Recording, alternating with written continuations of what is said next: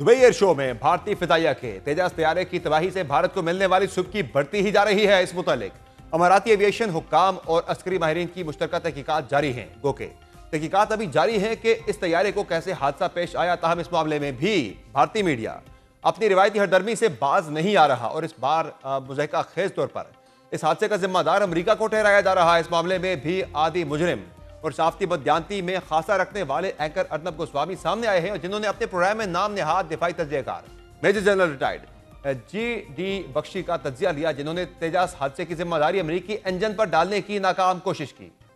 एक तरफ तेजस की तबाही से इंडिया को हजीमत का सामना है, वहां पाकिस्तान के हाथों हालिया जंग में राफेल समेत दीगर मुतअद्दिद तैयारों की तबाही ने भी भारत को आलमी मंजरनामे पर मुश्किलात से दो चार कर रखा है। और आज भारत को एक और शर्मिंदगी का सामना हुआ जब राफेल तैयारे बनाने वाले मुल्क के फौजी हुकाम ने यह दावा और यह तस्दीक की है कि मई में हुई जंग में भारतीय राफेल तैयारे पाकिस्तानी फिजाई दिफा के सामने नाकाम रहे। फ्रांसीसी नेवल बेस के कमांडर कैप्टन जोक लोने ने मीडिया गुफ्तगू में तस्दीक की है कि मसला राफेल तैयारे की तकनीकी कमजोरी नहीं था, बल्कि असल खराबी भारतीय पायलट्स की महारत में थी।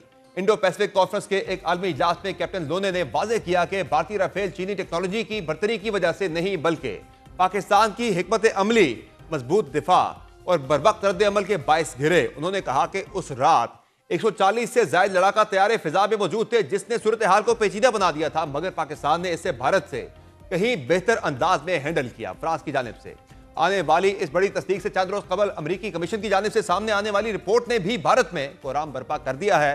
भारतीय अपोजिशन जमात कांग्रेस के जनरल सेक्रेटरी जे राम रमेश ने एक बयान में कहा है कि अमरीकी कमीशन की रिपोर्ट में पाकिस्तान की भारतीय फौज पर बर्तरी का जिक्र भारत की सिफारतकारी के लिए एक संगीन धचका है।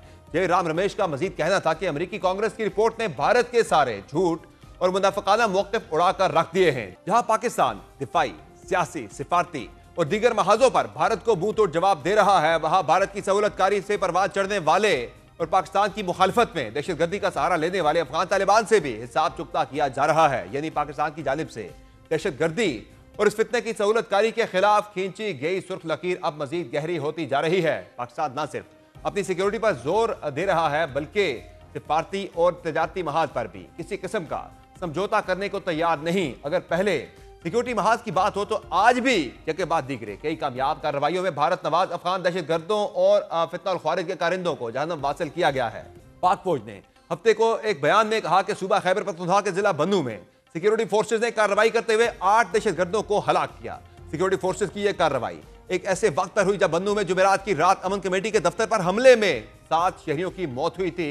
गुज़िश्ता 4 दिनों में सूबे के मुख्तलिफ इलाकों में कानून नाफिज करने वाले इदारों की कार्रवाइयों में 51 दहशतगर्द मारे गए हैं। ISPR के मुताबिक बन्नू रीजन में ख्वारिज की मौजूदगी की खुफिया इत्तलात पर ऑपरेशन में भारतीय हिमायत याफ्ता फितना ख्वारिज के 8 दहशतगर्द हलाक कर दिए गए।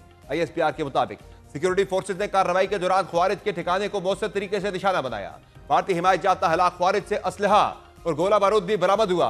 बन्नू रीजन में 3 मुख्तलिफ मुकामात पर भी पुलिस, CTD और फोर्सेज के कामयाब ऑपरेशन के दौरान 3 अहम कमांडर समेत 17 दहशतगर्द हलाक हुए। सिक्योरिटी जराये के मुताबिक शेर खेल, पक्का पहाड़ खेल में फितना ख्वारिज के जत्थों की मौजूदगी पर लकी पुलिस, CTD बन्नू और सिक्योरिटी फोर्सेज के ऑपरेशन में 10 खारजी जहन्नम वासिल हुए और 5 जख्मी हो गए। कार्रवाई में एक सहूलतकार को गिरफ्तार भी किया गया। हलाक दहशतगर्दों में फितना ख्वारिज के कमांडर न्याज अली उर्फ आकाशा और अब्दुल्ला उर्फ शपून के शामिल हैं, जो पुलिस और सिक्योरिटी फोर्सेज को इंतहाई मतलूब थे।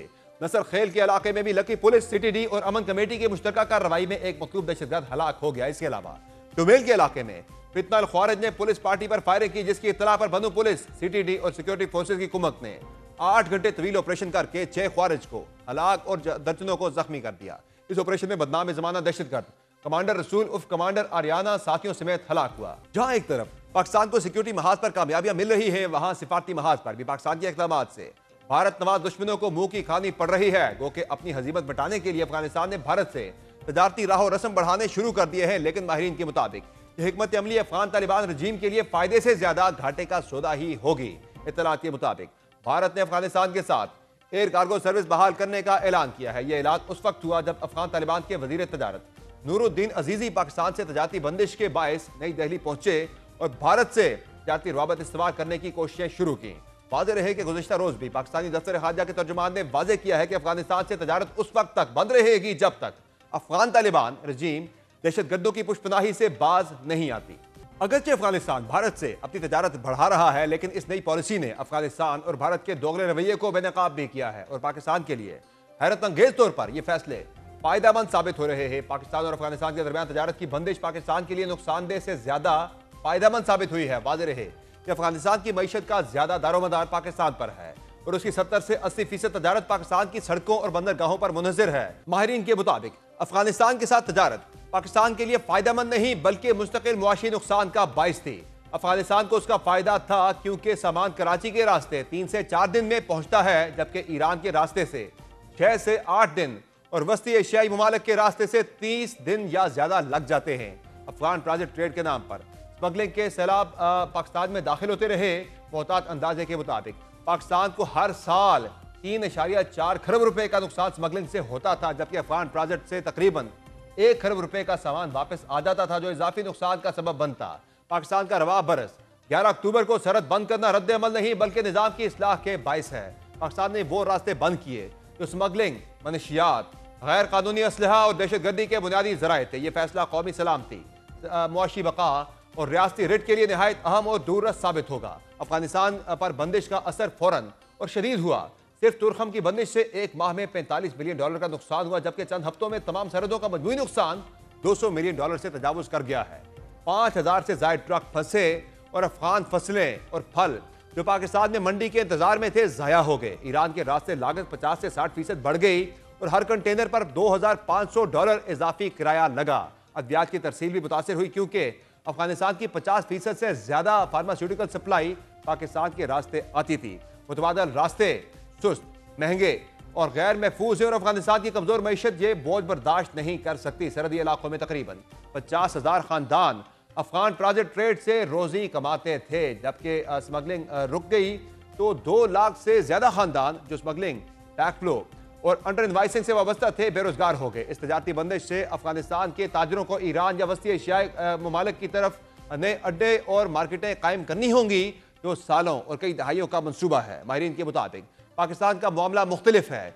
यह बंदिश आम पाकिस्तानी की जिंदगी पर तकरीबन कोई असर नहीं डालती क्योंकि अफगानिस्तान से स्मगल होकर आने वाला माल बुनियादी एशियाई जरूरिया नहीं बल्कि लग्जरी सामान था। Electronics, tyre, cosmetics, cigarettes, branded जूते, कपड़े, होम अप्लायंसेस से नुकसान स्मगलरों और गैर कानूनी काम करने वालों का होगा, जबकि अवाम इस गैर कानूनी धंधे और दहशतगर्दी के असरात से महफूज रहेंगे। पाकिस्तान का मुस्तकबिल अफगानिस्तान से मुंसलिक नहीं बल्कि पाकिस्तान के पास सी पैक, चीन के साथ बरह रास्त जमीनी रास्ते और पाकिस्तान चीन राहदारी मौजूद हैं जो अफगानिस्तान की शिरकत के बगैर भी चलेंगे और पाकिस्तान की तवील मुद्दती हैसियत को मुस्तहकम करेंगे। एक तरफ अफगानिस्तान तजारत, आमदन, रोजगार और समाजी इस्तेहकाम खो रहा है, दूसरी तरफ पाकिस्तान को सिक्योरिटी में फायदा मिलेगा। स्मगलिंग नेटवर्क टूटेंगे, असलहा मनशियात की तरसील रुकेगी, दहशतगर्दियों की नकलो हरकत महदूद होगी और पाकिस्तान की सनत और टैक्स वसूली बेहतर होगी। हकीकत यह है कि अफगानिस्तान इस सूरत हाल को ज्यादा देर बर्दाश्त नहीं कर सकता। जराइम, मनशियात और मुकामी झड़पों में इजाफा हो रहा है और मुल्क एक ऐसी सूरत हाल में जा रहा है जब मुल्क में मुआशी, समाजी और हिफाजती बहरान का शिकार है। फैसला अब अफगानिस्तान के तालिबान के हाथ में है कि वो दहशतगर्दों की हिमायत करके अपना नुकसान बढ़ाना चाहते हैं या पाकिस्तान के साथ मिलकर तरक्की और इस्तेहकाम की तरफ बढ़ना चाहते हैं। इस मुताबिक मजीद बात करें, ज्वाइन किया है मुआशी अमूर के माहिर डॉक्टर हाकान नजीब ने।